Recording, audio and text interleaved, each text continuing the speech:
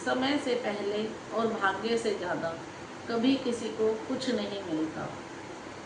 ये पुरानी कहावत है लेकिन एकदम सच है।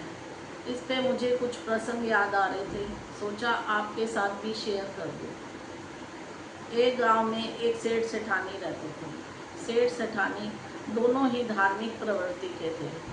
कुएं खुदवाना, धर्मशालाएं बनवाना, मंदिर बनवाना, दीन दुखियों की सहायता करना उनका परम धर्म था। उनके एक ही बेटी थी। बेटी धीरे धीरे जैसे जवान होती गई तो जब वो 18 साल की हुई तो उन्होंने उसका ब्याह करने की सोची। ब्याह के लिए उपयुक्त वर की तलाश की जाने लगी। फिर दूर गांव में एक और सेठ सेठानी रहते थे। वो भी सेठ जी की तरह ही धार्मिक प्रवृत्ति के थे और काफ़ी धनाढ़ परिवार था उनका। उसके साथ उन्होंने उस लड़के के साथ उसका ब्याह करने की सोची। धूमधाम से उस लड़की का विवाह संपन्न हुआ।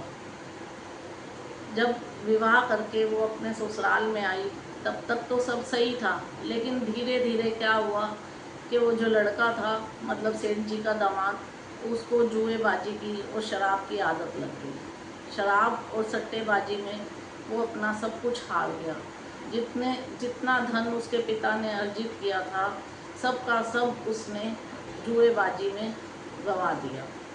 अब क्या करें, उनका हालत ऐसी हो गई कि खाने को रोटी भी ना हो। तो दामाद ने एक दिन सोचा, मेरे ससुर तो बड़े अमीर आदमी हैं, उनसे ही कुछ हेल्प ले लेता हूँ। तो वो उनके पास मदद के लिए पहुँचा। सेठ जी उस टाइम दूसरे देश गए हुए थे भ्रमण के लिए, व्यापार के लिए मतलब। तो वो पहुँचा, सासू माँ ने उसका बहुत आदर सत्कार किया। सासू माँ ने सोचा कि ऐसे अगर जमाई को कहूँगी कि भाई ये पैसे दूँगी तो वो कहीं ये ना सोचे कि मेरी बेइज्जती कर रही है सासू माँ। तो उन्होंने क्या करा, उसके लिए लड्डू बनाए और हर लड्डू में एक सोने की अशर्फी छुपा दी और जमाई को जाते हुए वो लड्डू दे के विदा किया। जमाई वो लड्डू लेके चल पड़ा। उसने सोचा कि सासू माँ तो जानती थी कि मेरी क्या हालत है, फिर भी उन्होंने कोई आर्थिक सहायता नहीं करी और ये लड्डू मुझे पकड़ा दिए। अब इनका बोझा मैं कहाँ दूसरे गांव तक ढोता फिरूँगा। उसने वो लड्डू हलवाई को बेच दिए और हलवाई से जो लड्डू के बदले में पैसे लिए वो लेके चलता बना। इतने में क्या हुआ, सेठ जी वहाँ से निकले और सेठानी ने कहा था आते हुए ना आप हलवाई की दुकान से लड्डू ले आना। तो सेठ जी ने हलवाई की दुकान से कहा कि भाई लड्डू दे दो। उसने वही लड्डू का पैकेट सेठ जी को पकड़ा दिया। सेठ जी वो लड्डू लेके घर आ गए। सेठानी लड्डू का पैकेट देखते ही समझ गई कि ये तो वही लड्डू है जो मैंने दामाद जी को दिए थे। उसने लड्डू फोड़ के देखा तो उसमें से अशर्फी निकली। उसने कहा ओहो, ये तो मैंने दामाद को दिए थे कि ताकि बिटिया की कुछ आर्थिक सहायता हो जाए। तो सेठ जी बोले, सेठानी जब उसके भाग्य में गरीबी लिखी है ना तो तू उसकी गरीबी दूर नहीं कर सकती। भाग्य से ज़्यादा कभी किसी को कुछ नहीं मिलता। देखा, ये हमारे ही भाग्य में लिखा था और लौट के हमारे ही पास आ गया। इस कहानी से हमें यही शिक्षा मिलती है कि समय से पहले और भाग्य से ज़्यादा कभी किसी को कुछ नहीं मिलता। इस पे मुझे एक और प्रसंग याद आ रहा है। भगवान शिव और पार्वती एक दिन संसार भ्रमण के लिए निकले। एक गरीब परिवार था।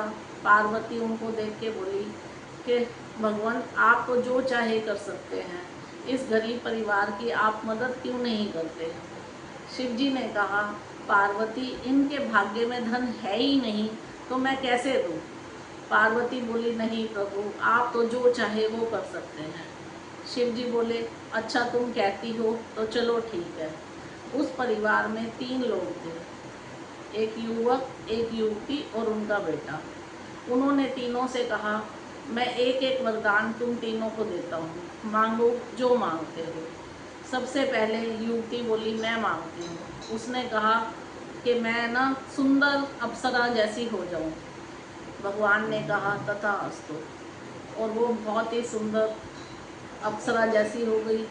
अब पति ने सोचा कि अगर ये सुंदर अप्सरा रहेगी तो भाई मेरे को तो पूछेगी नहीं, और ये कहीं जाती रहे तो उन्होंने उससे कहा, भगवान ने उससे कहा कि भाई तू भी एक वर मांग। उसने कहा कि मेरी स्त्री रूप राक्षसनी सी हो जाए।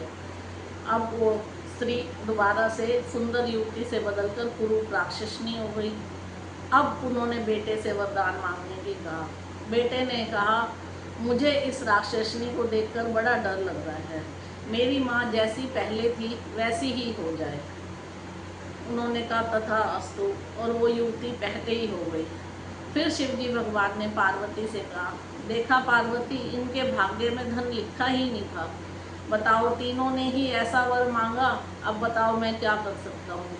तो पार्वती भी बोली, आप सही ही कह रहे थे कि भाग्य से ज़्यादा कभी किसी को कुछ नहीं मिल सकता। समय से पहले और भाग्य से ज़्यादा कभी किसी को कुछ नहीं मिलता। इस पे मुझे एक और शिव पार्वती की कहानी याद आ रही है, सोचा आपके साथ वो भी शेयर कर दूँ। एक बार शिव पार्वती ऐसे ही संसार भ्रमण के लिए निकले। उन्होंने देखा एक बहुत ही गरीब परिवार है, लेकिन वो उनकी भक्ति में लीन रहता था। उन्होंने कहा शिव जी से कि शिव जी, देखो ये कितना आपका भगत है, फिर भी गरीब है, आप इसकी सहायता क्यों नहीं करते।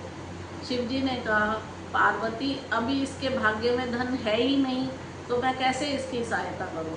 पार्वती नहीं मानी। पार्वती ने कहा, नहीं, आप इसकी सहायता कीजिए, ये आपकी कितनी पूजा अर्चना करता है। शिव जी ने कहा, ठीक है। शिव जी ने उसकी सहायता करी। सोने के सिक्कों से भरी हुई पोटली उस आदमी के आगे डाल दी। उस आदमी ने सोचा कि ये पुल अंधे कैसे पार करते हैं, आज मैं आंखें बंद करके इस पुल को पार करता हूँ और देखता हूँ कि कैसे अंधे पुल पार करते हैं। वो पुल के सामने अंधा होके निकल गया और वो पोटली नीचे पड़ी रह गई। शिव जी ने कहा, देखा